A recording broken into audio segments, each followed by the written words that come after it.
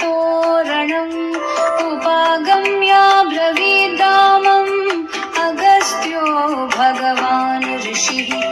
राम राम महाबाहो शृणु गुह्यं सनातनम् येन सर्वानरीन् वत्स समरे विजयिष्यसि आदित्य हृदयं पुण्यं सर्वशत्रु विनाशनम् जयावहं जपे नित्यम् अक्षय्यं परमं शिवम् सर्वमङ्गलमाङ्गल्यम्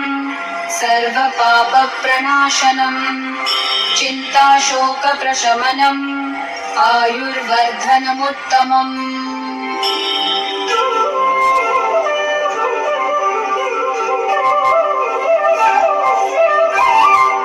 रश्मिमन्तं समुद्यन्तं देवासुरनमस्कृतं पूजयस्व विवस्वन्तं भास्करं भुवनेश्वरं सर्वदेवात्मको ह्येषः तेजस्वी रश्मिभावनः येष देवासुरगणान् लोकान् पाति गभस्तिभिः येष ब्रह्मा च विष्णु च शिवस्कन्द प्रजापतिः महेन्द्रो धरदकालो यमः सोमोऽध्यपां पतिः पितरो वसवसाध्या यश्विनो मरुतो मनुः वायोर्वनी प्रजा प्राण ऋतुकर्ता प्रभाकरः आदित्यः सविता सूर्य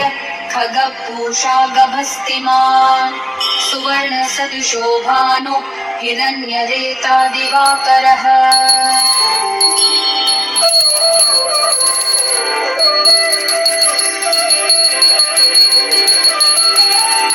हरिदश्वः सहस्रार्चिः सप्तसप्तिर्मरीचिमान् तिमिरोन्मन्थन शम्भुस्त्वष्टा मार्ताण्ड अंशुमान् हिरण्यगर्भः शिशिरः सपनो भास्करो रविः अग्निगर्भोदिते पुत्रः शङ्खशिशिरनाशनः व्योमनाथस्तमो भेदी ऋग्यजुस्सामपारगः घनवृष्टि प्रपां मित्रो विद्यवीथि प्लवङ्गमः आतपी मण्डली मृत्युः पिङ्गल सर्वतापनः कविर्विश्वो महातेज रक्त सर्वभवोद्भवः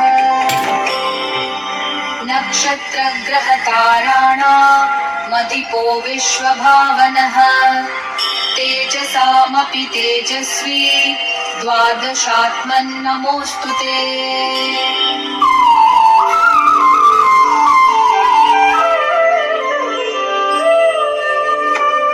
नमः पूर्वाय गिरये पश्चिमायाद्रये नमः ज्योतिर्गणानां पतये दीनाधिपतये नमः जयाय जयभद्राय हर्यश्वाय नमो नमः नमो नमः सहस्रांशो आदित्याय नमो नमः नम उग्राय वीराय सारङ्गाय नमो नमः नमः पद्मप्रबोधाय मार्ताण्डाय नमो नमः ब्रह्मेशानच्युतेशाय सूर्याय दित्यवर्चसे भास्वते सर्वभक्षाय रौद्राय विपुषे नमः तमोज्ञाय हिमज्ञाय शत्रुज्ञायामितात्मने कृतघ्नज्ञानदेवाय ज्योतिषां पतये नमः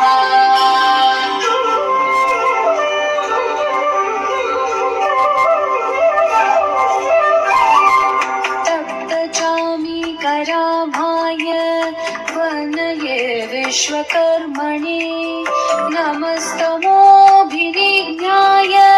रुचये लोकसाक्षिणे नाशयत्येष वैभूतं तदैव सृजति प्रभुः पायत्येष तपत्येष वर्षत्येष गभस्तिभिः येष सुप्तेषु जागर्ति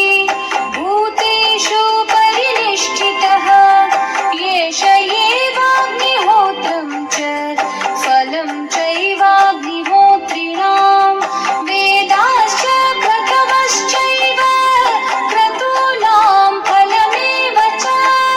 यानि कृत्यानि लोकेषु सर्व एष रविप्रभुः येन मापत्सु कृच्छ्रेषु कान्तारेषु भयेषु च कीर्तयन् पुरुषः कश्चिन् नावसीदति राघव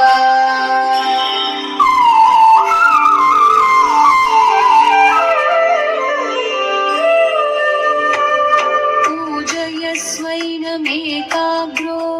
देवदेवं जगत्पतिम्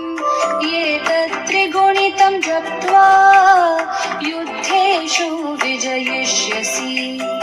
अस्मिन् क्षणे महाबाहो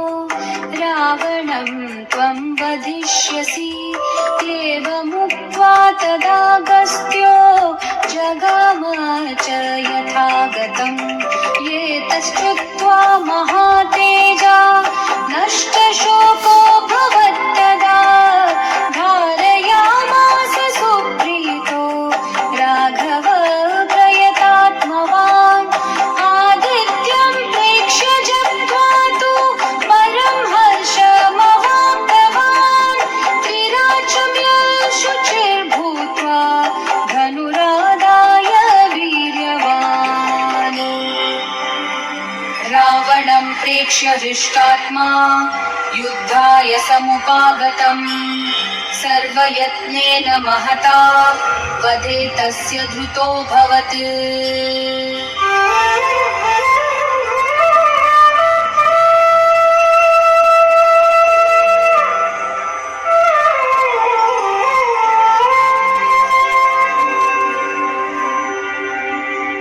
अथ रविरवदनिरीक्ष्य रामम् मुदितमनाः परमं प्रहृष्ट्यमानः निशिचरपते समक्षं विदित्वा